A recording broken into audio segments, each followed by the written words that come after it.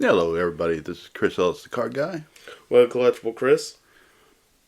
And we are going to be discussing further on free agency in the football league. And we're also going to do a top five with wrestling. And we might touch a little bit on March Madness as well. But when it comes to the free agency, we've been still looking at Aaron Rodgers to see if he'll officially become a Jet. Looks like he will be. And also any talks on Lamar Jackson. But a couple of the teams have really scored big time in helping up their offense. I have one team in particular that I 100% agree with, and their rating so far this offseason has been the Texans. So, Texas key additions. They picked up defensive tackle Sheldon Rankins. They picked up safety Jimmy Ward. They picked up wide receiver Robert Woods since they lost Brendan Cooks. They picked up Mike Boone, Noah Brown. They picked up tight end Dalton Schultz as well. Devin Singletary. Case Keenum is back as a Texan again, thank God. Fullback Andrew Beck. Edge Chase Winovich. Defensive tackle Hassan Ridgeway. And their guard Shaq Mason. And Mason is actually the one guy that's been protecting the quarterback on the offensive line.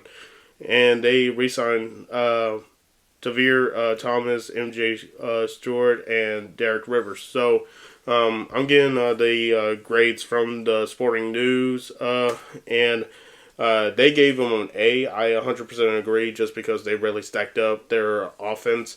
Quarterback situation is always going to be a question. I think Mills is a decent enough talent to stay quarterback, but the odds are they're going to draft another quarterback. But when it comes to the actual team itself, they got a veteran, and also a veteran that they actually picked up as a rookie in Case Keenum. So Case knows the system, he knows the city, and it's going to be a good homecoming for him. So, Yeah, I think I agree with that. I think they've had a great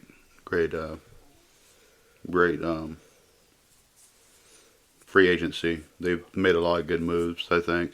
yeah, and I would give them actually more of an A plus than just an A. I think they're better than the Bears right now. Well, I think another good. I think one of my teams I like is the Panthers. All right, and Panthers on here. Panthers was actually a little bit lower. Which is really shocking because they've made some good moves, I think. All right, so the Sporting News gave them a B plus. Key additions: Miles Sanders from Philly, safety Von Bell, Andy Dalton, defensive tackle Shai Tuttle, tight end Hayden Hurst, defensive end Deshaun Williams, guard Justin McCray, and wide receiver Adam Thielen. The only person I do not like what the Panthers getting was Andy Dalton. Honestly, they're drafting a rookie. If they get a chance to draft a rookie quarterback, they're going to draft him. Dalton's going to start, and then what happened to Baker? Not Baker. Darnold. Darnold went to San Francisco. Oh wow. Okay. So. Okay, yeah, I see it now. Sam Darnold, and so they lost Sam Darnold and PJ Walker. Dalton is not bad as a backup. Well, he's going to basically, I think they're going after Richardson. Yeah. So that'd give Richardson a year to study behind Dalton. And Chuba is not a bad running back, but Miles Sanders being with him will help Chuba a lot.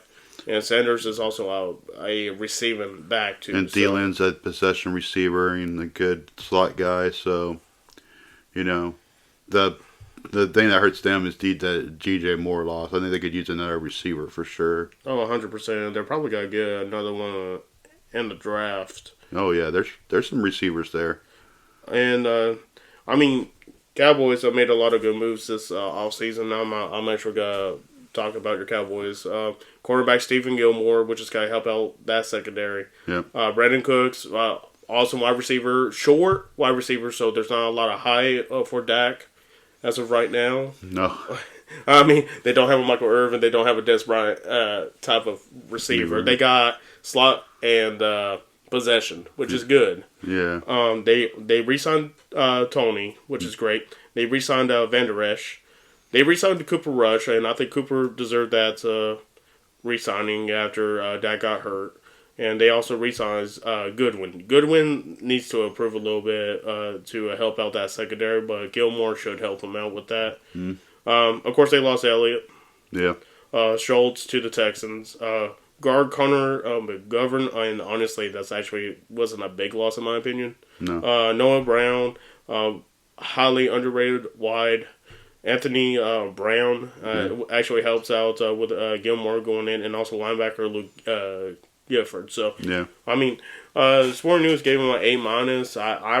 I would actually give him more of a B+ just because they really don't have another running back yet for Pollard in case he gets hurt.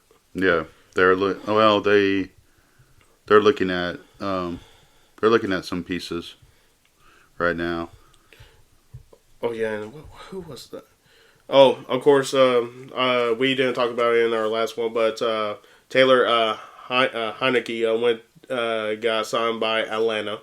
Yeah. And he's officially got to be the starter, which is awesome. Because honestly, I don't think Ritter did show he has potential, which is great. I just think Taylor's a better commanding quarterback, and Mariota is now the backup for Hurts, right? Did Yep. he get signed? He got signed by the the Eagles. So Mariota, Philly is going to be a little scary since they got two mobile quarterbacks. Mm-hmm. So if Hurts gets hurt, watch out for Mariota. So yeah, it's going to be good.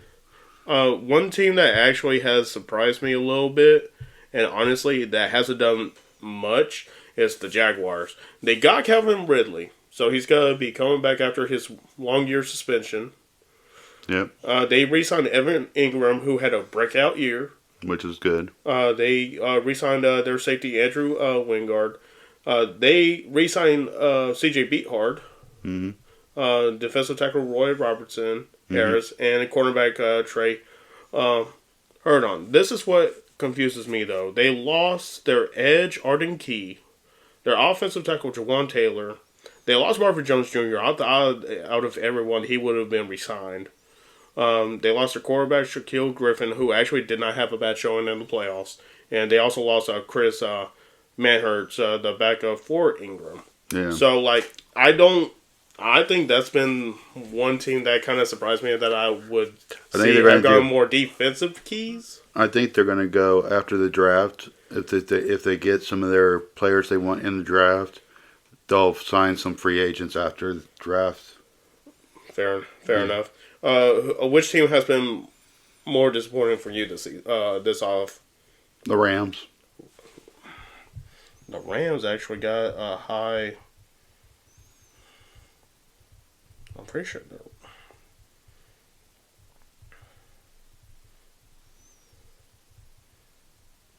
Los Angeles, Arizona Cardinals, Buffalo Bills. No, never mind. All right, so Rams, they got a D. They got a Hunter Long. They re-signed Coleman Shelton, but they basically lost everybody. Yeah. Yeah, I will agree with that. Now, one team that I've been disappointed with is Baltimore. They haven't signed anybody. And we still don't know where Lamar's got to be going to. And now there's talks that Baltimore's got to be picking up a quarterback, and I think that's not a smart move right now. Mm-hmm. And, I mean, of course, the Sporting News has said that the worst team this whole offseason was the Green Bay Packers because they got a safety and then a long snapper. They re-signed 3 people, and they lost Lazard and, of course, Rodgers is probably going to be a Jet because we all know about the negotiations there. Jordan Love is going to be the starter, thank God. Hopefully they don't. They need to draft or at least trade for another quarterback to be the backup. Watch Joe Flacco be in Green Bay, honestly. Possible. Yeah. I mean, that's just me, though. I mean, another team that really did well that the Sporting News I kind of spoke high on was of course, we know about the Jets. I just talked about the Texans. I mean, Troy has done really well, too. But another team that has done extremely well was the Browns. And they got defensive tackle Delvin Tomlinson, edge Oka Runko, one Thornhill. They got Jordan Atkins, and they also got Tristan Hill. So they didn't go for a quarterback. They're sticking with Deshaun Watson, which is not bad. No, Because Deshaun didn't play bad. It's just that he needs to throw a little bit more. I think he just needs to get out of the exposure of media before actually getting better. But that's just me. Also, he came off that suspension and everything. Hadn't really played, NFL.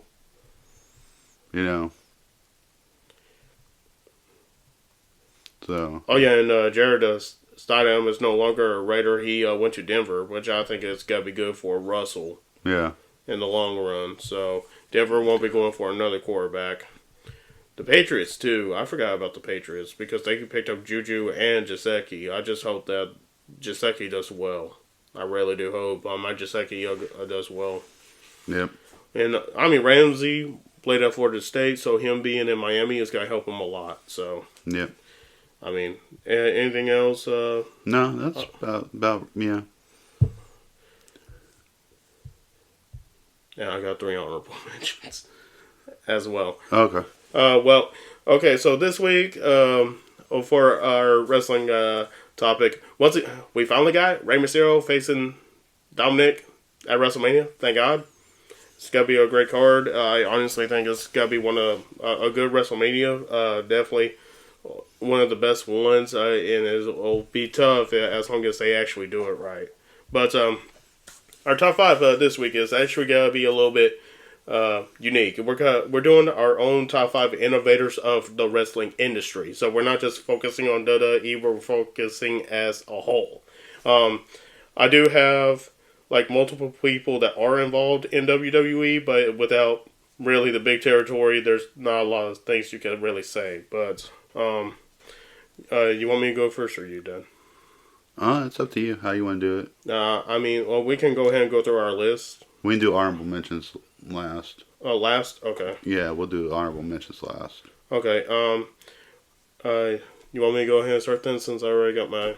Yeah, you got number 5, so we'll start. You start with 5. I'll start with my 5. Okay. And then we'll go from there. Okay, so I'm gonna go from 5 to 1. So number 5 for me is gonna be the Trish Stratus and Lita connection. When it comes to 80s and 90s women's wrestling, it really was just short matches. Really wasn't a lot of storytelling, and Trish and Lita were the bridge from 90s to the millennium. Lita, of course, having a luchador background, where Trish was actual model, and the fact that Trish actually had no wrestling background at all, and she actually trained and actually did everything, and is considered top 5 women in women's wrestling because of it. And everyone says the women's revolution started in the 2010s. No, really, the wrestling evolution started with Trish and Lita, and the fact that they started getting more exposure. They were also the first main event women's match in Raw history because of it. And if you don't remember that match, it's Raw 2005, Lita versus Trish. You can look it up on YouTube. It was actually a good, consistent 12-minute match. And they have so much chemistry, and you still see it to this day, since they're now, again, active and about to be at WrestleMania. So, Trish and Lita, if you want to talk about women's evolution, Trish and Lita's connection is the bridge from ballets and just cute eye candy to actual women's wrestling. Yeah, that's a good one. That's really good, especially the innovation of both of them. My number 5, you can't have Elimination Chamber and Hell in the Cell without this match. So it's going to be War Games, the match beyond. Okay. The Mind of Dusty Rhodes. I love War Games. The original War Games with the cage completely surrounding the 2 rings, including the top, so no one was getting out. It didn't start until all 5 members of each team were finally in there. So So I mean, not many bad guy teams won.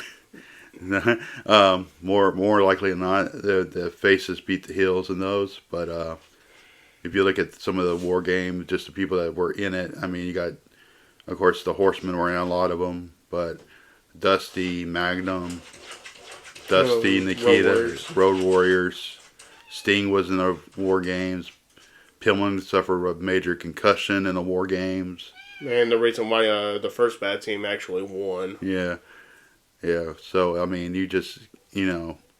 but yeah, Dusty Rhodes came up with a great idea. So, War Games was definitely one of those matches. You go back and watch the Wrestle Wars pay-per-views and see the War Games series, and it's awesome to watch. So, I mean, I'm not gonna disagree with that. Especially in War Games now, like you talk about it, the ring needs to be fully surrounded by a cage, not with an open top, and like I kind of disagree with that, especially when you have someone like Ricochet. Oh yeah, I mean nowadays that's what they're using it for. But I mean, I just like the no escape aspect. You can't get out. And, no, fair enough. Yeah. Yeah, there's no getting out of the cage. All right, I'm not gonna disagree with that number 5 either. My number 4, I'm actually gonna talk a little bit about Paul Heyman, and everything from just being just a mindset in the game, learned from Dusty Rhodes himself, and like a manager aspect, he was a guy that was big in WCW with his stable. Like WWE had Bobby Heenan, who had the major stable, and WCW had dangerously Paul Heyman, with the big, huge cell phone. And then when he created ECW, like he is the mindset of Extreme Championship Wrestling. Like you had Joey Styles for commentating, but when it came to Heyman as the manager with the loud voice, you saw Heyman had the passion for it. And so, and with Heyman learning from Dusty, he knew how to do promos. He knew how to do an actual promotion, how to book the matches, how to actually get talent. And because of his connections, he was able to bring talent from multiple parts of the world, bring them in, showcase their talent, and also make 5-star matches out of nothing. So, I mean, you had Eddie Guerrero and Dean Malenko. That was because of him. You had Rey Mysterio come in, face Psychosis, because of Paul Heyman. You had Dusty make one appearance in ECW just because Heyman would like a huge star out of it. And that was because of Rhodes facing Reigns. That was actually put into the storyline, into a promo. So that part is true. Like Heyman's mindset in the business is top tier level. Like, yes, we got Vince McMahon, who is above all madman, but when it comes to like fail, trial, error, knows what works, and understood the TikTok, understand the assignment. No, he understood the business. So Heyman's mind and knowing on who, when, where, and why. Heyman knowing the whole business, even because he was also a writer. Mm-hmm. Heyman knew what to do in any circumstances, even to this day, as being the wise man. So Heyman's work from 80s till now, can't match it. Okay, well, I'm going to go a little older school on this number 4 one. There have been many commentators in the business and broadcast people. Mm-mm. Oh, okay. I'm surprised. Okay. No, that's later. There's something else for that. But I'm going Gordon Soley. You don't have certain people in before Jim Ross. There was Gordon Soley. Gordon was like Florida Championship Wrestling, Mid-Atlantic, and of course the Crockett area. And did other things too, but one of the great announcers. If you look up old NWA, even an early part of WCW, Gordon was there. But he He helped out a lot of wrestlers, especially when they were do the broadcast thing on the side. Like if you look at some old ones, there's like Rowdy Piper had a face turn because he came in and protected Gordon, and he was a major heel for Mid Atlantic at the time. So and a lot of people got there. Gordon could tell you a story, and it would just keep going and going and going, and you knew it was just going to be, his history on the wrestling business is probably second to none. He probably could be higher on this list, but there's other people that I got on that. So, but I'll say Gordon Sully is number 4. Nah, I forgot about Gordon Sully. Just letting y'all know, me and Dad actually talked about this extensively the night before this episode on this, so we kind of knew about our list coming into this, but I also had to move things around. But Gordon, I'll respect that. Number 3, I'm doing a whole promotion, and I'm doing Impact Wrestling. So Impact are going in after WCW closed its doors and WWE was sold the main business. Impact from NWA, and then of course it became Total Nonstop Action, and it's now Impact Wrestling. Brought a lot of uniqueness into the business, and they of course got emerging stars.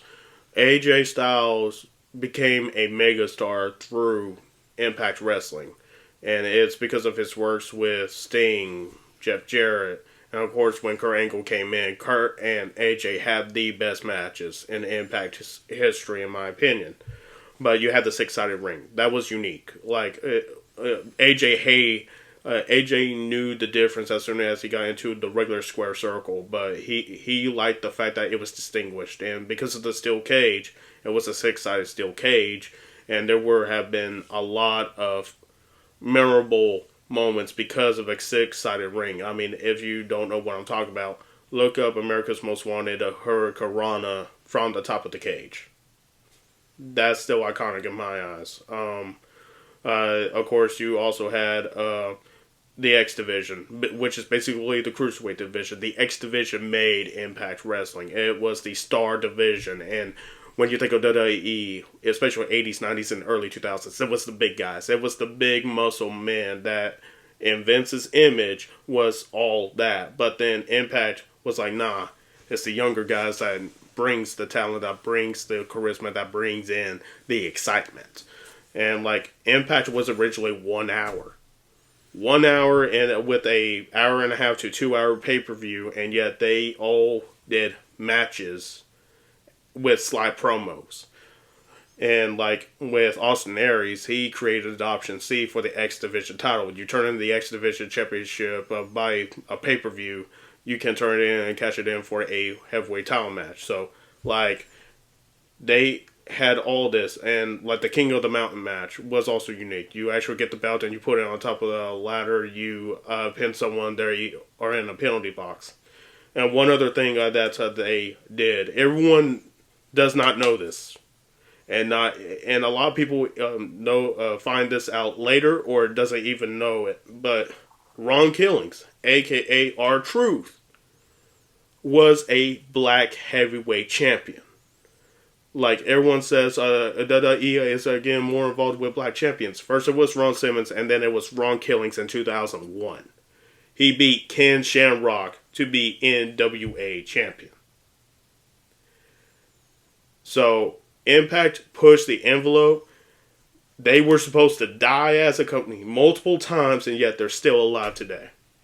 So a lot of credit to Impact's success is because of the fact that they put more into wrestling's ability than just a showmanship. So Impact as a promotion itself is a huge innovation, and I'm still a fan today because of it. Okay, my number 3. Well, you couldn't have the barbershop. You couldn't have the snake pit. You couldn't have The Cutting Edge. Cutting Edge. You couldn't have Ms. TV. You couldn't have Carlitos Cabana. Yes, without this one very important person and his pit. Piper's Pit with Rowdy Piper.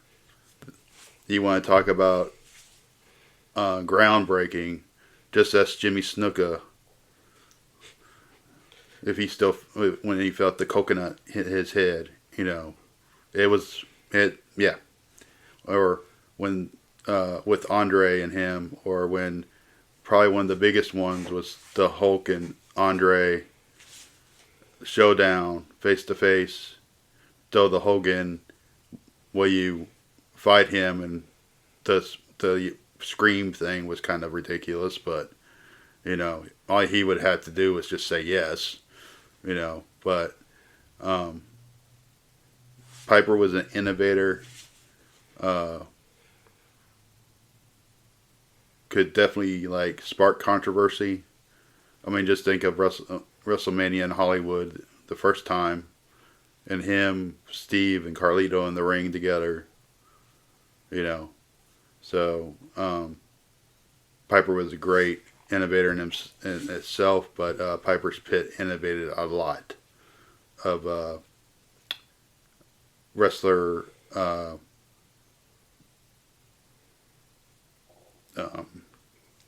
Segments. Yeah, easily.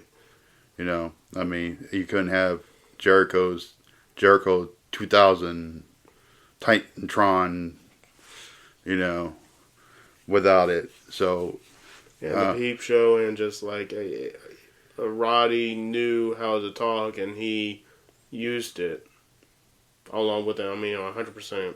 Yeah, right on that. So I'm gonna go with Piper at number 3. And of course, the infamous dog collar match with him and Greg Valentine. Well, yeah, that's a whole nother thing. When you think of innovators, I would also talk about that match too with Roddy. Not just Roddy's Pit, but I do agree with that. Number 2 for me, without this man, there wouldn't be as much psychology, and not just matches, but also promos. And if you just look back in 80s to 90, even in 96, with his transformation, Jake the Snake Roberts.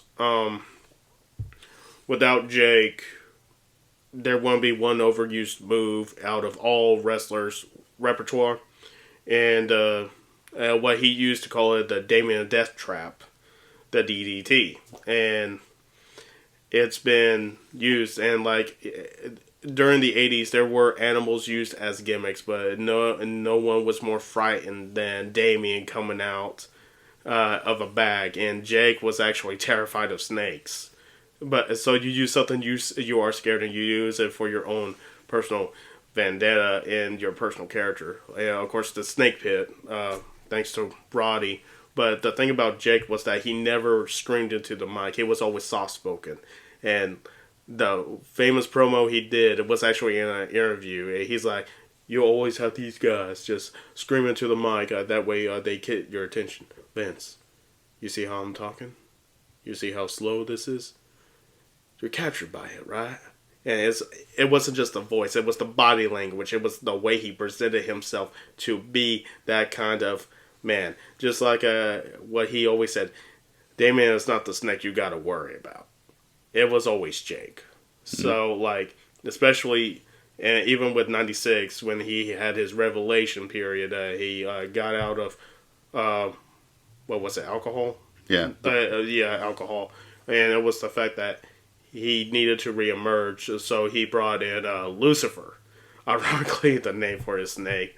And now with his work in AEW, he's still pushing because he wants to help people reach that promo, and he still used that raspy voice. And it was difficult for him growing up with it, but at the same time, he used it for his gift and being that soft spoken, because it was always in the eyes. So Jake's use of his flaw turned him into a bigger star. Mm-hmm. And Jake's wrestling ability, he is hands down top 10 wrestlers in the industry today, in the industry period, but he never needed to have a title to actually be a champion. He already was. Yeah. I mean, Jake is definitely up there on a lot of lists of developer of the DDT. I mean, he would help Diamond Dallas Page with his ring work, look at video, Yeah. and talk to and help him with his promos. Yeah, I mean Jake's a great all time up there for sure. Oh yeah. Think I'm gonna number two. I know who my number one is, I'm gonna surprise you with my number one. but number two, I think I'm gonna go with the tag team, and I think I will go with the Legion of Doom, the Road Warriors. Okay. They were innovators in many ways. But they were like the first big, like, they would go into the ring and before the bell started, they would just start kicking people's butts from corner to corner, like, not even give them a chance. Only few teams could ever compete with them, like, size-wise. The Steiners were probably the best at it. Harlem Heat, probably, but Doom had Doom and the Skyscrapers were both really opposing teams. The Powers of Pain fought them in the, but overall though, when you got mostly Legion of Doom versus any tag team, that looked like it was just going to be the Doomsday device. I think most people were hoping that Hawk hit it right, so someone didn't get their neck broke. Great tag team, great first team to win the NWA / WCW, AWA, and WWE tag belts. Of course, other people have won more tag team belts at other organizations, but they're the first real tag team. They came into your territory, you're getting butt kicked. So yeah, I would put the Legion. Hawk and Animal always have a special place in. Yeah, I know you with the Road Warriors, so I'm not gonna disrespect that whatsoever. Another thing too, like they brought hard rock and roll into their actual entrance music. Well, he borrowed the "Oh What a Rush" from Freddie. Yep. And he also came out to Iron Man. Yep. A couple of times. So yeah. I mean, music I think is a very important part of wrestling in many ways. And that's why this is why I'm talking about this guy at my number one. Okay.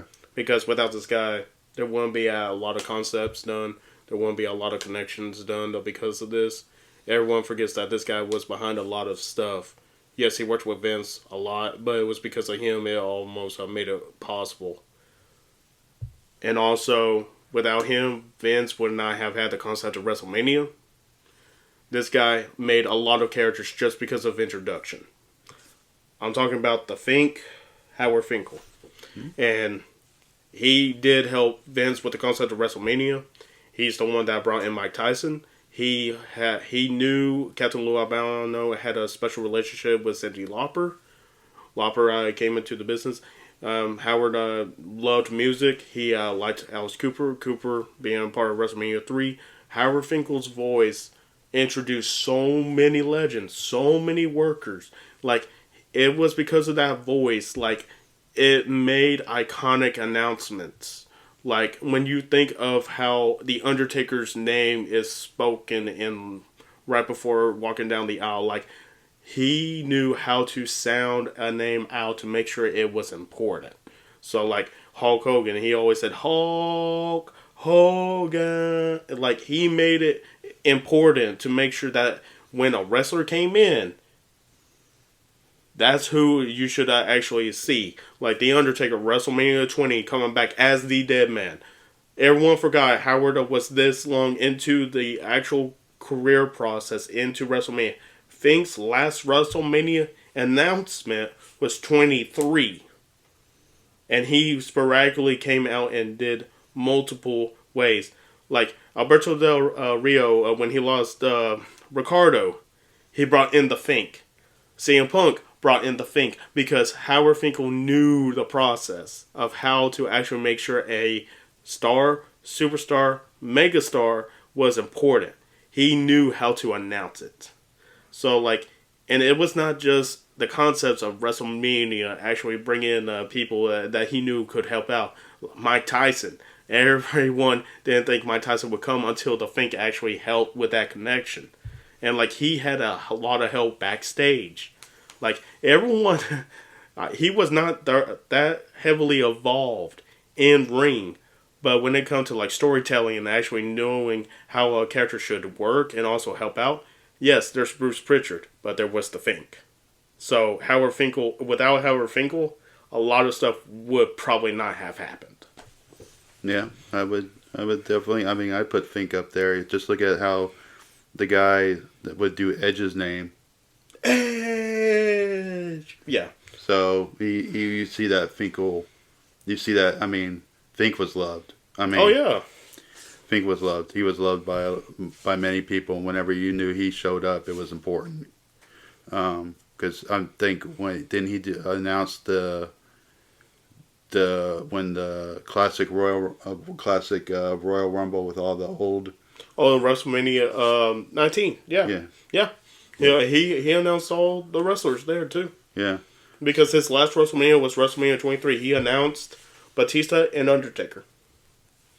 Because Taker wanted Fink to announce him. Yeah. I mean, iconic announcements are, you know what? I mean, they're just the thing. And I mean, Stone Cold Steve Austin. WrestleMania 15 with him against The Rock. Yeah. Stone Cold Steve. Like, he knew how to officially announce it. Like, no disrespect to Justin Roberts. No disrespect to Lillian Garcia. And Lillian messed up a few times, especially when she did Chris Benoit, Chris Jericho. Yeah. Another great announcer in Tony Chimmel, and I think Chimmel should also be in the Hall of Fame because like two people are synonymous when it comes to Undertaker announcement: Tony Chimmel, Howard Finkel. So like, yep. I don't think my number one really needs an introduction, but he is a son of a plumber. You would not have War Games. You would not have promo school for NXT. You would not have yellow polka dots. You would not have the American Dream without Dusty Rhodes. The man, he was a big guy. He wasn't like built, but the man could wrestle for 60 minutes. He could tell a story in a ring. He would do some flamboyant stuff. But he would cut some of the best promos. And I don't think they'll ever... I mean, it was my mom's favorite wrestler. And later on I could understand why more. Because it was like, he was like the common man for a lot of people during that time. It was like, because the 80s was a turbulent time. I mean, his promos have been copied, been redone, to like an extreme that's not. I don't think anybody could ever do Dusty justice. I mean, there's some good imitators out there. Well, that's all they are, is imitators. But yeah, I mean, I don't know what more I could say. I mean, multi-time champion, fought Harley Race, fought superstar Billy Graham, fought Ric Flair. Him and DiBiase had some good matches. Him and Macho King. I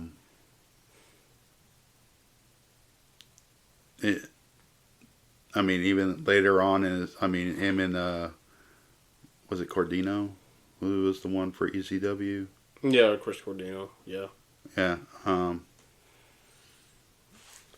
Him and Randy, Texas Bull Rope. Yep. So, I mean, you want to talk about a man that could,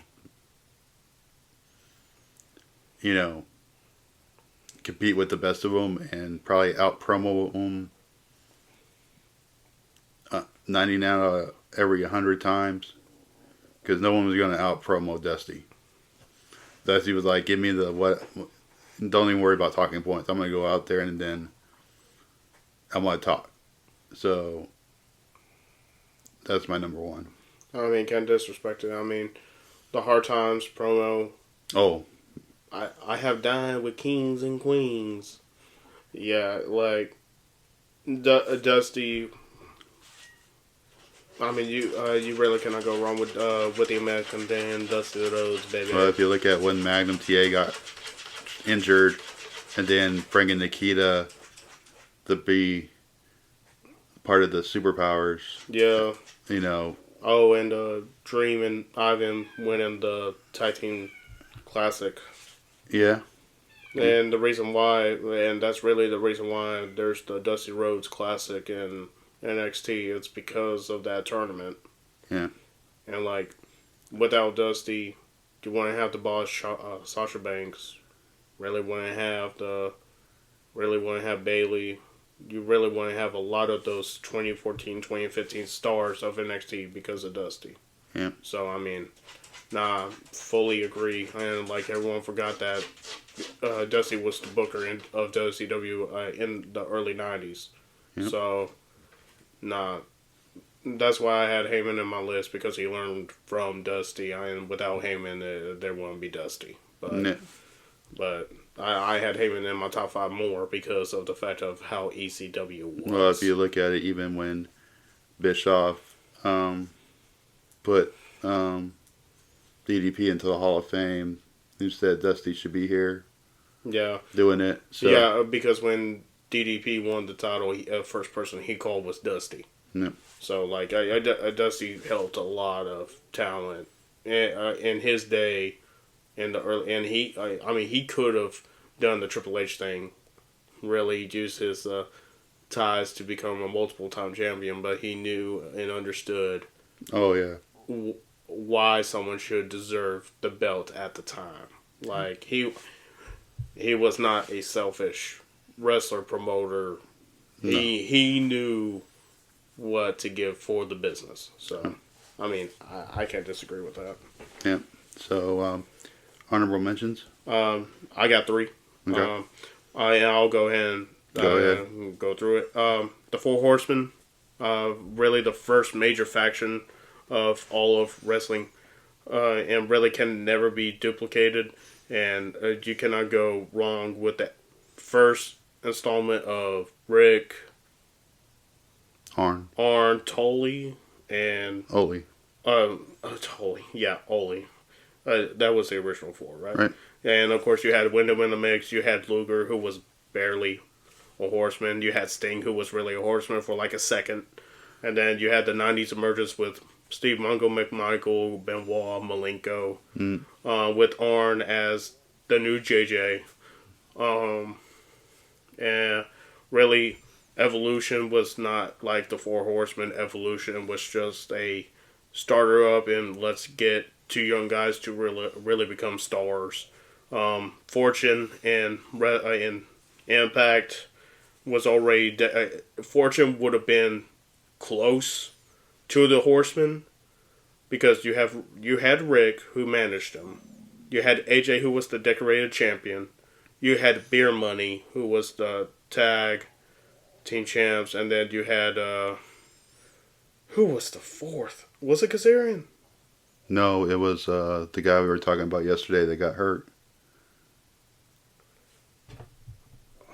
It was the one that went with Danielson to WWE, and he said... It wasn't McGinnis.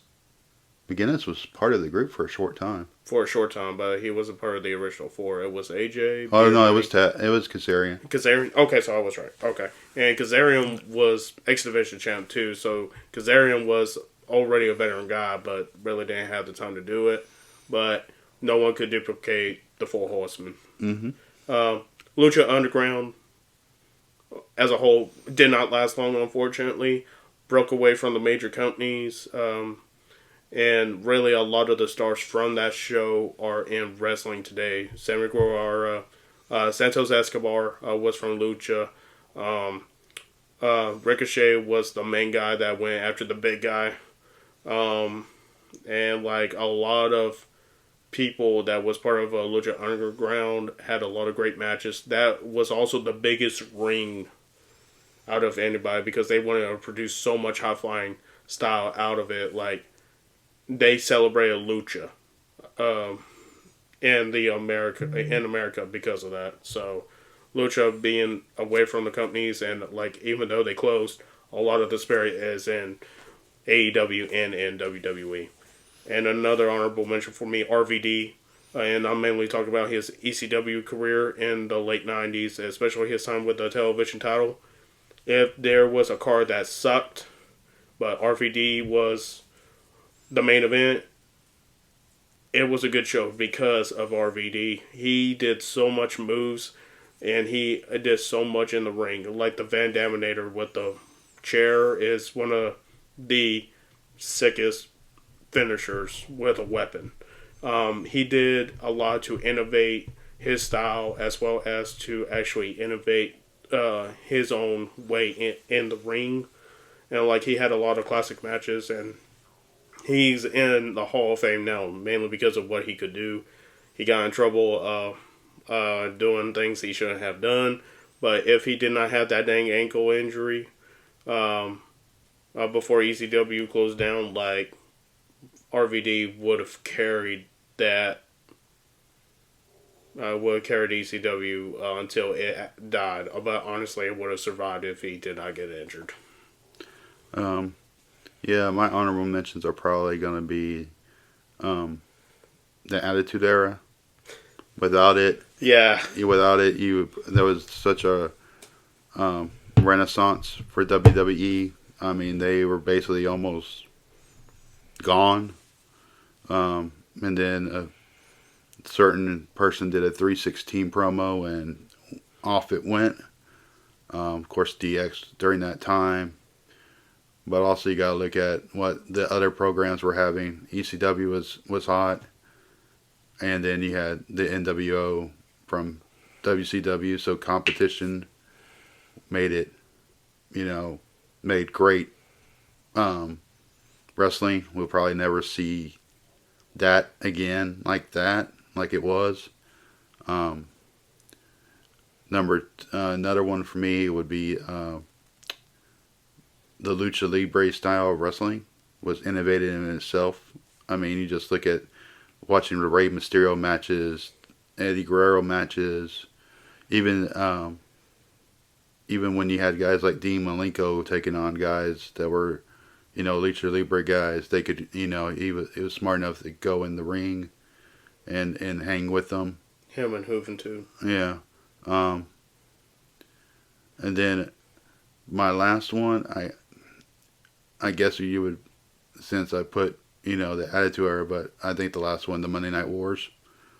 So much stuff happened during that time that is memorable in itself.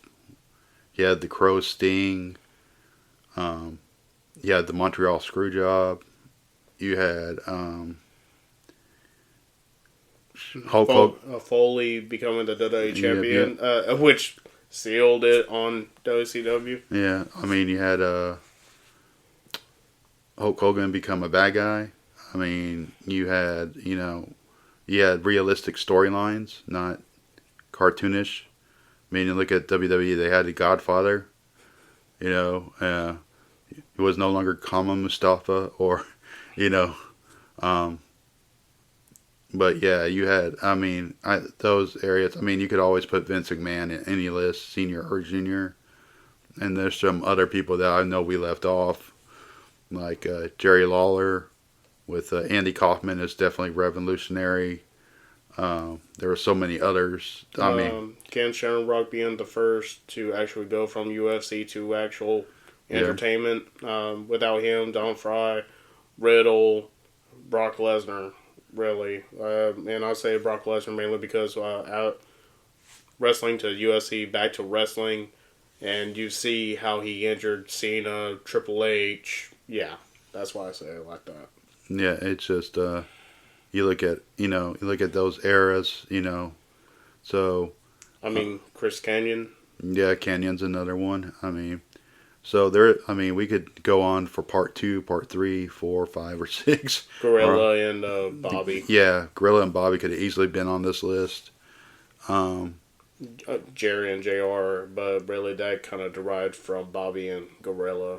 yeah, I mean, yeah, you know.